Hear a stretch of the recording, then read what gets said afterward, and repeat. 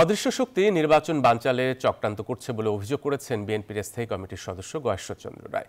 দুপুরে রাজধানীর পূর্ব মানিকনগরে দলের প্রতিষ্ঠা বার্ষিকী উপলক্ষে ঢাকা মহানগর দক্ষিণ বিএনপির আয়োজনে সপ্তাহব্যাপী বৃক্ষরোপণ ও পরিষ্কার পরিচ্ছন্নতা কর্মসূচির উদ্বোধন করে একথা বলেন তিনি। অভিযোগ করেন, জনগণের ভোটাধিকার হরণের ষড়যন্ত্র চলছে। ভোট ও গণতন্ত্র বিরোধী শক্তিকে উচিত জবাব দেওয়ার জন্য জনগণকে সজাগ থাকার আহ্বান জানান তিনি। বিএনপি সরকারে নেই উল্লেখ করে গয়েশ্বর রায় বলেন, সরকার পরিচালনার দায়িত্ব পেলে বিভিন্ন পক্ষের যৌক্তিক দাবি পূরণ করবে বিএনপি।